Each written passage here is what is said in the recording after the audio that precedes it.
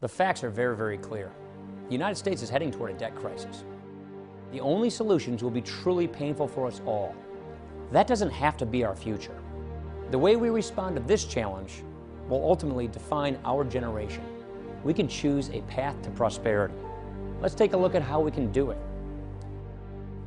Our debt as a share of the economy is already too high, but look at where it's going. These are actually pretty conservative estimates. We face a crushing burden of debt, which will take down our economy.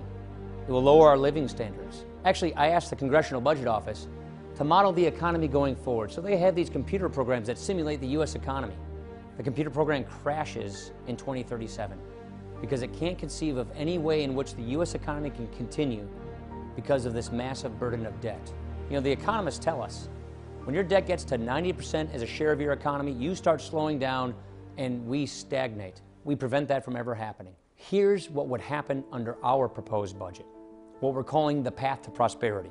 As you can see, we won't come anywhere close to the tipping point, and we'll pay off the debt over time.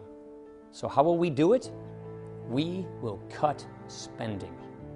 Washington's unsustainable spending is driving the nation's permanent plunge into debt. Look at the growth of government under the current path we are on. The government grows to such high levels that by the time my 3 children are my age, the government will be twice the size for them than what it is for me. Our plan brings spending back down to the historic level of 20% as a share of our economy.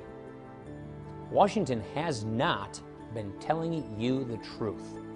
If we don't reform spending on government health and retirement programs, we have zero hope of getting our spending and as a result our debt crisis under control. Next year, the government spends 68 cents out of every dollar you pay in taxes just to pay for these health and retirement programs and interest on the debt. By the year 2025, they will consume every penny of every tax dollar you send to Washington. Our budget saves and strengthens these programs. It fixes the flaws in Medicare and Medicaid that have made rising costs nearly impossible to check. This is the only way these programs can hope to survive and function into the future. Look, we have a choice of 2 futures. We know the path we are on right now. That's the path the president's proposing. A debt crisis, no health and retirement security, a diminished future, a stagnant country, less jobs, less prosperity. That is not the America we know. We can choose this other path, but we have to make that choice.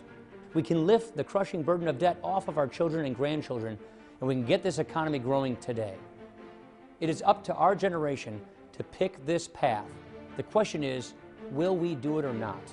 It is up to us.